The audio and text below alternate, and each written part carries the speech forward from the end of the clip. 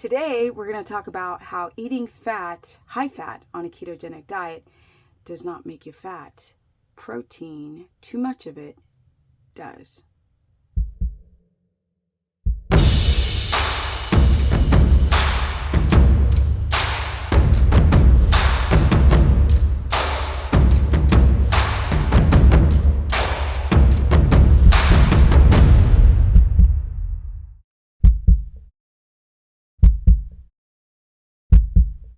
What is up, everyone? Welcome to my channel. Now let's get right on into it. This subject of gaining weight by eating a lot of fat. I still, after all these years, get questions on or concerns that eating high fat is going to make you fat and eating protein is going to make you lean. That's backwards. So this is me. I am turning 56 in a few days. I'm not fat because of genetics. I'm not fat because I'm in ketosis. And I've been in ketosis for 16 freaking years, starting at the age of 40. In the beginning of my keto adaptation, I did a lot of things wrong. I ate almond butter, I had spinach, I gave myself oxalate poisoning, kidney pain, the chronic dehydration. Y'all know that I went through melasma, and as you can see my skin up close, the melasma is gone. That's hyperpigmentation of the skin. I've made mistakes, and I've learned from my mistakes. Fat does not make you fat, and I know that because I've eaten tons of it over the years. Now, people have blamed everything on why I'm not fat. I haven't had kids. I'm black. But what you guys don't know is that I'm almost 60. I'm closer to 60. I'm touching 60 more than I am touching 40. And I have a debilitating knee injury because I used to be a pro skater. Now I've broken everything. So this has been opened 4 times. I've had small incisions. I don't know if you guys can see, all over the joint. And yeah. All of the cartilage on the condyles of the bone. I have had my kneecap snapped out of place, and my medial meniscus was so damaged they took the whole thing out. So I have bone-on-bone contact. I cannot run, jump, lunge, squat properly, or use these large muscles to stay lean. That means no cardio. How am I able to stay this lean? No one in my family is this lean. It's about epigenetics. Not genetics, but epigenetics. And what is epigenetics?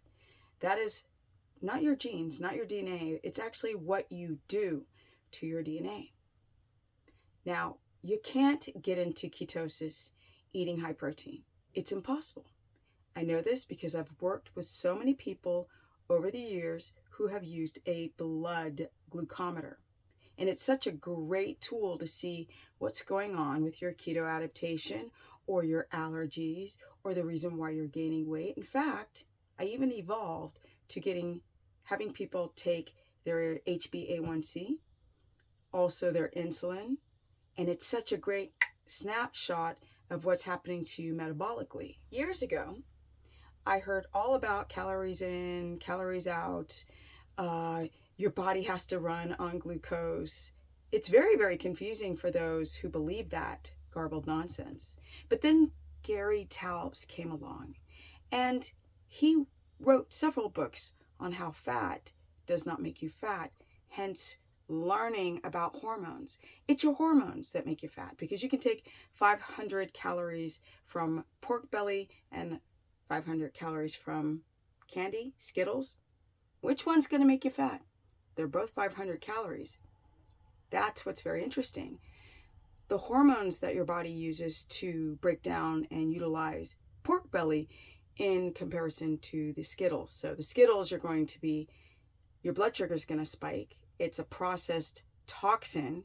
Blood sugar spike, insulin spike. And if you continue to eat processed carbohydrates and sugars, that insulin response is going to get tired, sleepy, and not do its job to take that sugar out of the blood and use it for energy. What it does is when your blood sugar keeps running too high because the bad diet that you're choosing and stress and toxic exposure, you start storing fat as an emergency. This is a mechanism to store fat in case, because the body does not know that we live in the modern time. It's all about feast or famine. If you're not eating, you want to store fat, store fat, store fat. So when you go through famine, you have fat reserves to survive on. But we are not thinking about the food that we eat, the stress that we go through, the lack of a circadian rhythm, connecting to the soil and getting your body on the dirt or your feet. Our detoxification pathways are messed up. So what ends up happening is that your hormones tank. You can't poop, right? Estrogen keeps recirculating in the bloodstream, and it keeps signaling to the body to store fat. And then you store fat. It's a problem with men aromatizing. Their body starts, you have too much dominance of estrogen, especially if your fat cells are making estrogen. Women, you too.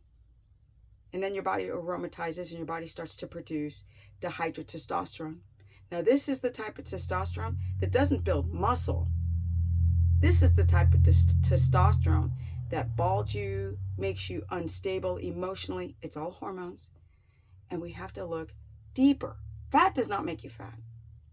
If you eat a lot of protein, the body's going to convert that protein into energy, which is glucose. But it's not enough to fill the gas tank. It's not. So you have your liver glycogen, you have your blood sugar, you start feeling tired, you break down more amino acids. You start getting crepey skin, especially when you're fasting.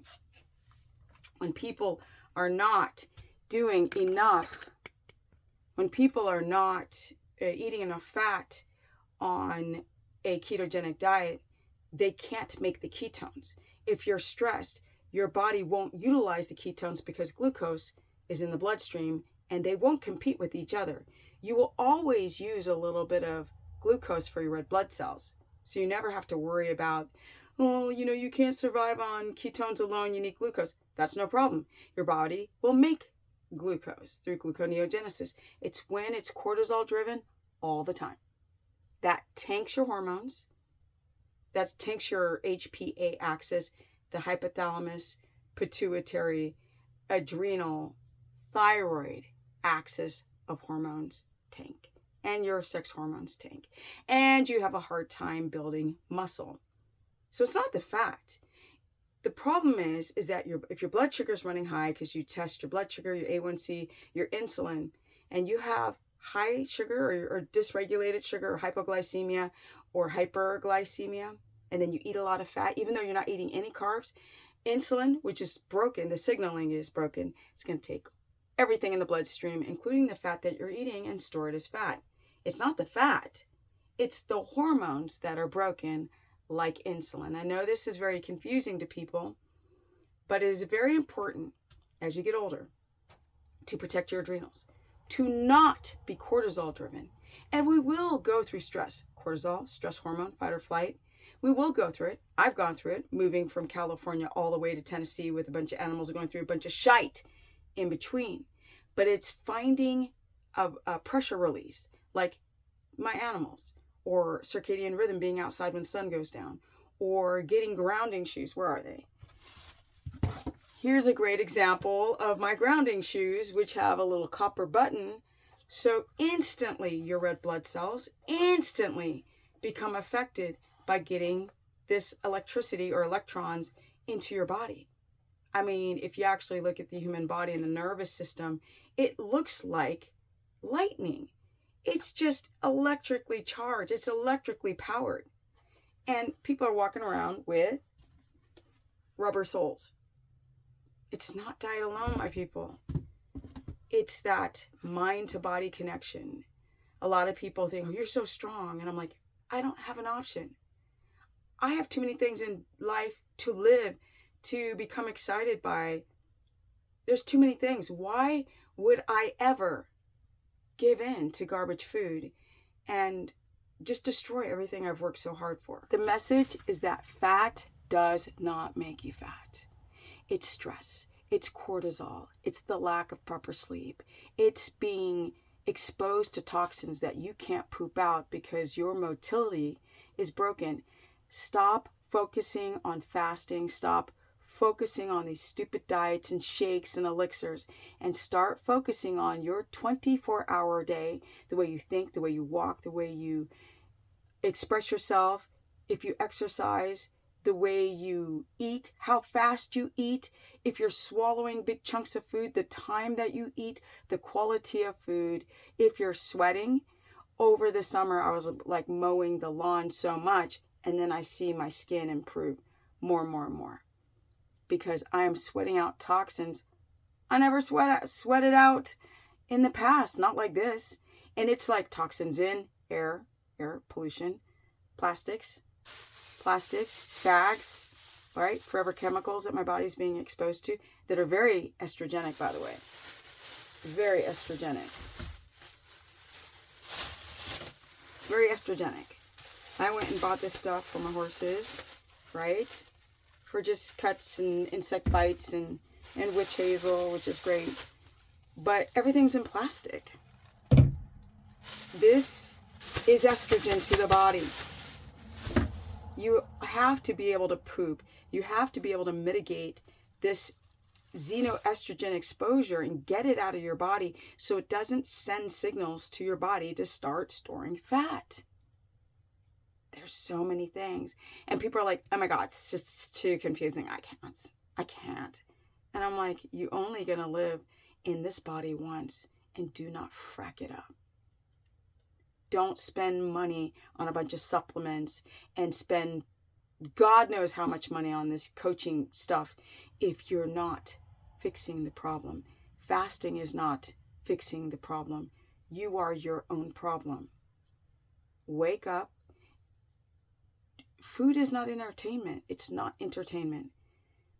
There's so many things in life to experience that'll give you that rush that sugar does, right? That compulsive disorders that people develop.